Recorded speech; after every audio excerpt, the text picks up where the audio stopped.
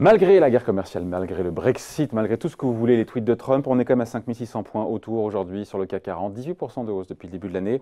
On est à 70 BP, 70 points du plus haut annuel. Bonjour Philippe Béchade, comment ça va? Bonjour, ça va très bien. Réacteur en chef de la Bourse au quotidien. Bon, on se posait la question, qu'est-ce qu'il faut désormais pour aller plus haut? Parce qu'on peut rêver, on est quasiment déjà retrouvé, on a retrouvé quasiment les sommets. Vous me disiez, il y a un seuil technique important, on est à 5600 points, vers les 5620, 625. Si on dépasse ce seuil, j'ai jamais rien compris pourquoi, mais c'est une histoire de graphe, oui. Ça s'excite, et là tout d'un coup, pouf, ça peut aller plus haut. Bon, disons que les algos, ils repèrent tous les niveaux, soit de franchissement de résistance, soit d'enfoncement de support. Alors des fois, en fonction de la volatilité implicite, ils vont se ménager 20 points, 25 points de marge avant d'envoyer des programmes d'achat suiveurs. Donc sur le CAC, oui, c'est 5620, 5630, 5650 si on veut donner cette petite marge. Sur le CAC 40 Global Return qui agrège les dividendes, on est là aussi sur les sommets. Que personne ne regarde. Beaucoup de gens le regardent. Donc bon, grosso modo, on est à 15 200. Ouais. La meilleure clôture, elle est à 15 220. Pareil, on n'est pas loin. Et au plus haut, on a fait 15 275. C'était justement, figurez-vous, lors de la dernière conférence de la BCE, c'était le 26 juillet dernier.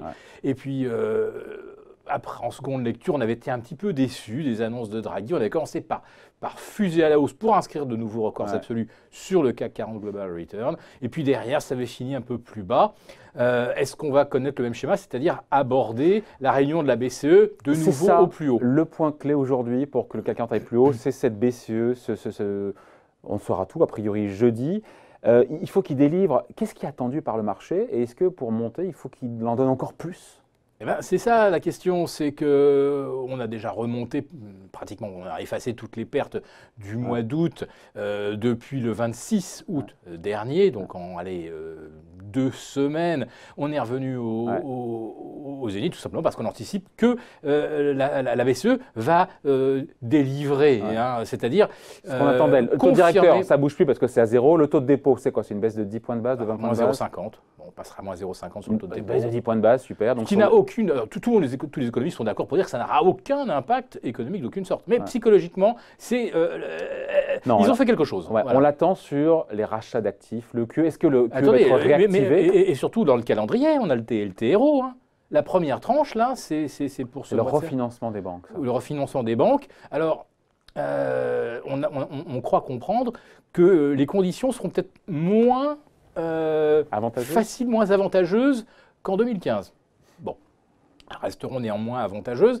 La taille du TLTRO, est-ce qu'il sera aussi massif qu'en 2015? A priori non, puisque les banques ne sont plus dans la même urgence. On ne sort pas de la crise grecque, on n'essaye pas d'en sortir. Donc le TLTRO peut être moins massif. Alors, qu'est-ce qu'il faut derrière tout ça? Il faut affirmer que les outils sont toujours sur la table, qu'ils sont efficaces et qu'on peut les employer en mode no limite. S'ils ne disent pas ça, on va forcément être déçu par rapport aux anticipations. Quoi concrètement? Parce qu'encore une fois, moi j'ai entendu que ce que le marché attendait, c'était savoir combien la BCE allait racheter et quand tous les mois des actifs sur les marchés, obligations on est dans la rumeur, 50 milliards, 70 milliards de QE. On ne sait pas. Mais c'est surtout qu'on ne peut pas. La BCE ne trouvera jamais 70 milliards d'actifs à racheter. Donc les marchés vont être déçus. Qui offrent des rendements positifs, puisque la BCE ne peut pas racheter des instruments qui offrent un rendement négatif. Et c'est le cas, alors bien sûr, pour 70% des dettes souveraines européennes, toutes maturités confondues, et même les émissions AA, AAA des entreprises offrent également des rendements négatifs. Donc il n'y a pas 70 milliards d'instruments à racheter chaque mois. Que doit faire la BCE, encore une fois, pour convaincre les marchés et le CAC 40 d'aller plus haut? Qu'est-ce qu'elle doit annoncer jeudi? Alors, c'est très compliqué, parce que si elle annonce qu'elle dégaine le bazooka, l'artillerie, l'infanterie de marine, etc. Elle ne peut pas, parce que vous me disiez que tous les mois, elle ne peut pas acheter des obligations qui servent un rendement négatif. Alors, ça, elle ne peut pas annoncer un QE massif, parce que très vite, quelqu'un lui posera la question, mais d'accord, vous achetez quoi? Mais qu'est-ce qui vous dit qu'elle n'a pas le droit de le faire, d'acheter des actifs obligataires qui ont des rendements négatifs? Parce que pour l'instant, c'est le cas, mais... oui, mais c'est peut-être ça la surprise, justement. Alors, la surprise, il y a une étape, c'est qu'il faut que la Cour constitutionnelle allemande valide le fait que la Bundesbank, elle ne le peut pas, elle, racheter des actifs à rendement négatif. Donc il va falloir quand même, quelque part, il y a des conditions, il y a des prérequis, et ça va forcément prendre un petit peu de temps. Mais c'est surtout que si la BCE dit qu'on est prêt à tout sortir, ça veut dire quoi mais qu'on s'en va vers quel type de récession, quel type de crise financière qui justifierait autant de largesse monétaire. Oui, autant d'activisme. Et là, cet été, c'est déjà assez phénoménal, hein. Il n'y a pas moins, je crois, de 15 banques centrales qui ont agi. La dernière, pas plus tard que vendredi, c'était la Banque centrale chinoise qui a de nouveau réduit les réserves obligatoires des banques. Ça, c'est bon pour les marchés actions, ça. Mais oui, mais à un moment, on se posera la question, mais pourquoi un tel activisme ? Alors, c'est que ça va mal. Ouais, mais si on reste dans le sujet, encore une fois, la question qu'on se pose, c'est pour aller voir les 5700, 5800 points, on a compris, il faut que la BCE aille bien au-delà de ce qu'attendent les marchés. Ça vous semble difficile, mais pour le coup, c'est plausible, connaissant ce qu'a fait jusqu'à présent Mario Draghi. Il faut qu'il y ait une embellie côté chinois. On l'a déjà, en tout cas, avec une volonté politique sous-jacente de remettre un peu d'huile dans les… On attend les résultats de tout. Il y a 4 mesures, on va dire, mises en œuvre en parallèle en Chine. Bon, les plus spectaculaires et les plus intéressantes, à mon avis, c'est de faire ce qu'on appelle des taux ciblés, c'est-à-dire que par secteur économique, on adapte les taux. C'est-à-dire que quand on veut relancer l'immobilier, on abaisse les taux. Quand on veut calmer la bulle, on les remonte. Pour l'industrie, on encourage. Ou on va faire du ciblage sur les PME et plus particulièrement les PME du secteur privé. Il y a effectivement, c'est l'attitude qu'on donne aux banques de prêter ou de moins prêter. Donc la Chine emploie déjà une sorte de cocktail de mesures qui pourrait porter ses fruits et qui paraissent pertinentes. Ouais. Et on attend que ça produise effectivement des effets. Donc il y a du côté de la Chine l'attente d'un mieux. Alors viendra-t-il ou viendra-t-il pas? Ou en tout cas, j'imagine que M. Trump ne va pas leur faciliter les choses à nos amis chinois. Donc là, c'est l'aspect conjoncture globale. Il y a des États-Unis où on a des signaux mixtes très bons du côté du tertiaire.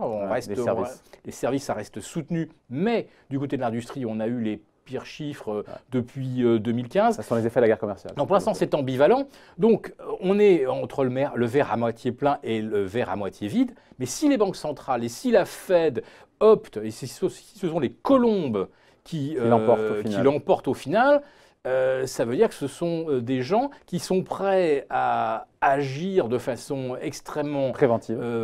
Ils ont déjà dit qu'à la première baisse de taux de l'été était préventive. Donc ils sont prêts à agir comme s'ils savaient déjà que les choses vont très très mal se passer. Ou pour éviter que ça tourne encore plus mal parce que personne ne vit en marre de café aussi. C'est une assurance contre une… Voilà. En tout cas, on n'a jamais vu dans l'histoire de la Fed, en 116 ans d'histoire, on ne l'a jamais vu baisser ses taux quand les marchés étaient au plus haut depuis 1913. Donc, on est déjà dans quelque chose d'un petit peu nouveau. Ouais. Et là, comme tout le reste d'ailleurs. Sectoriellement, on y reste quelques instants. On a vu là d'un point de vue macro ce qui pourrait soutenir encore une fois le CAC 40. D'un point de vue sectoriel, on le disait juste avant, des secteurs qui sont massacrés, les banques, le secteur auto, d'autres qui sont surachetés. Il faudra bien qu'un secteur prenne le relais, serve de locomotive. C'est ça votre idée aussi? Disons que quand on est déjà au taquet en termes de valorisation sur le luxe, sur l'aéronautique, etc., il va falloir qu'effectivement… Voilà. Donc il y a un secteur qui est au plus bas depuis 2010 et qui est même en termes d'écart de performance au plus bas depuis 2009. C'est le secteur financier du fait de taux bas et d'une industrie de transformation qui ne rapporte plus rien. Donc peut-être que là, le salut pourrait venir de Christine Lagarde, qui a l'air de bien cerner cette question de l'absence de rentabilité, de retour sur investissement du métier de base que connaissent les banquiers, mais les assureurs aussi, qui eux sont contraints par le versement de plus en plus de pensions avec des actifs qu'ils achètent et qui rapportent de moins en moins. Donc Christine Lagarde peut-être effectivement délivrer un petit message, ou en tout cas alimenter l'espoir. Peut-être qu'il ne se passera rien, mais le seul fait de se dire, tiens, on prend en compte, on regarde, on fait attention. Peut-être que les banques elles vont avoir le droit à un petit quelque chose, elles sont tellement basses qu'on peut y aller. Et donc, ça pourrait servir ce sera un secteur qui pourrait soutenir la cote et donc emmener le CAC 40. Et puis, j'ai un dernier petit bonus, je l'ai gardé pour la fin. On sait que les marchés sont drivés par la liquidité. Ouais. Or, on s'aperçoit, enfin, on vient de le découvrir, Berkshire Hathaway, les fonds de Warren Buffett et même Blackstone, aujourd'hui, ont le plus grand volant de liquidité qu'ils n'ont jamais eu depuis 2009. C'est-à-dire que ces gens-là ont… à la moindre bonne nouvelle, peuvent très bien… Eh bien, pour l'instant, soit ils sont très clairvoyants et ils ont fait des liquidités parce qu'ils savent que les choses, que ça ne peut pas durer comme ça et qu'ils sont prêts à intervenir pour sauter sur des bonnes affaires si les marchés baissent.